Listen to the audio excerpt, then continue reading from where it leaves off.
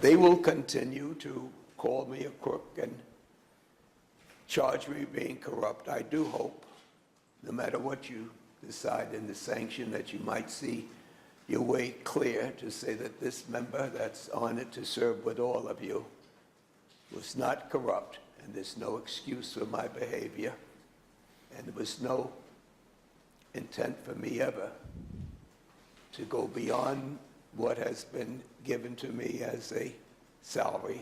I never attempted to enrich myself. Blah, blah, blah. This is Betsy McCoy standing in for Steve Malzberg. Welcome back, America. We're talking about standards for members of Congress. Joining me is Noah Rothman, associate editor for thehotair.com. And he's written a very interesting piece called A Higher Standard for the GOP. And basically the subject is that the media and members of the Congressional Black Caucus seem to be piling on this member of the House, Steve Scalise from Louisiana. He holds a very high position in the Republican leadership in the House, but it turns out that at one time in 2008, he once addressed a group that might have had racist members. So Noah, tell us what's happening.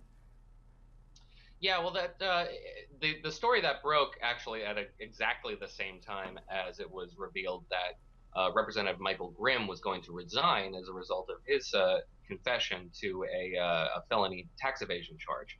So this was a very bad news cycle for the Republicans coming in the very tail end of last week. Now it turns out that Steve Scalise may actually not have necessarily addressed this conference, which was a really abhorrent conference, using his own words. Abhorrent group, abhorrent views. But he just confessed to having spoken to this group without really knowing whether he did or not, because he did a lot of speaking arrangements. And now we're going back in the details, so it's kind of foggy whether or not he did. But that's beside the point. The point was that this was really accepted immediately by the press culture, and including a lot of groups on the right, just outright. Well, wait a second. He didn't violate any laws. He didn't evade his taxes, right? He didn't lie under oath.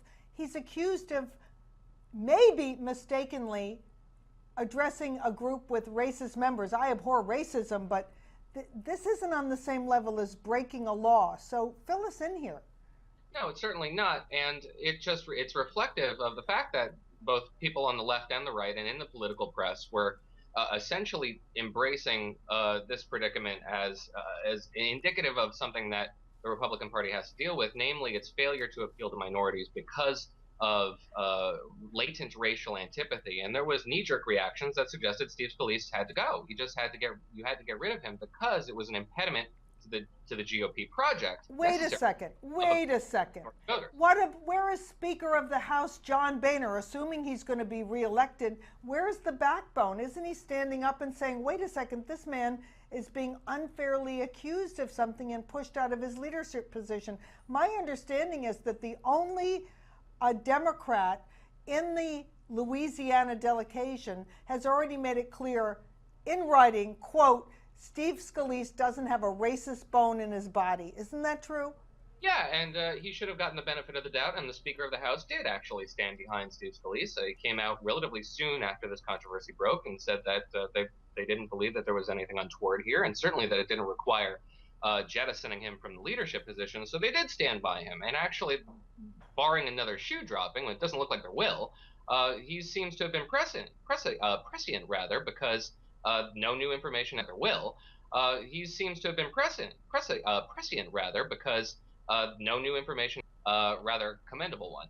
Good. So what is the bigger significance of all of this? Because this may vanish overnight.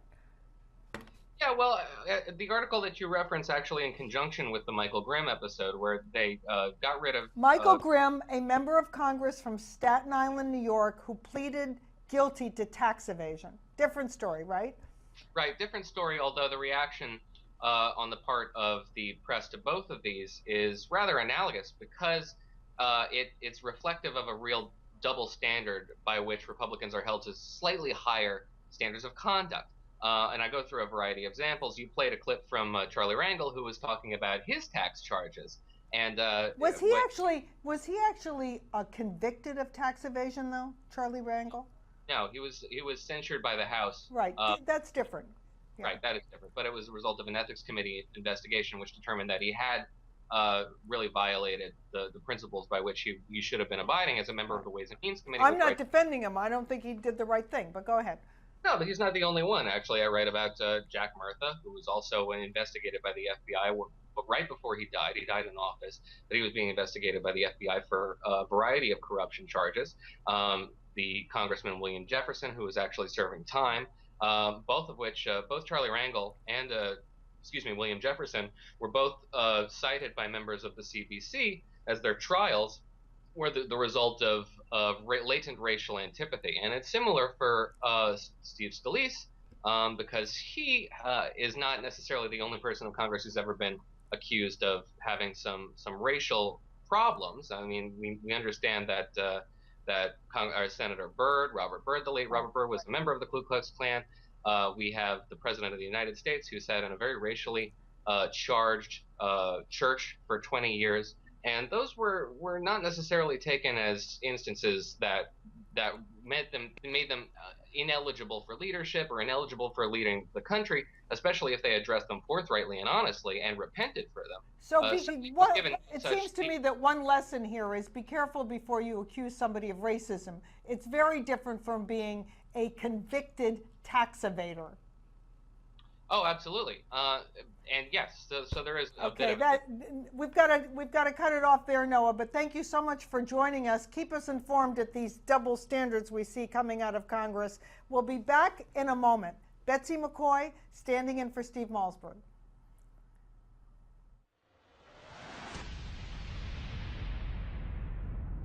House hunting shouldn't have to be a hassle. Instead of doing the things the old-fashioned way, why not put the smarts in your smartphone to work by downloading these apps? First, every potential homebuyer needs Zillow. Zillow is the best app for comparing homes in the neighborhood where you want to live. Plus, it's got the Zestimate, which allows you to look at the estimated price of every home in that neighborhood. Then second, there's the Autodesk Home Styler. This app allows you to virtually see how furniture will look in that new home that you might buy. Third, you've got to have a mortgage calculator. There's several, such as from Quicken Loans, Trulia, or Bankrate.com. Some other helpful apps are Redfin, HomeSnap, and Credit Karma. So whether you're a first-time homebuyer or you're just flipping through houses fast, take these apps for a test drive to help make the process as efficient and stress-free as possible.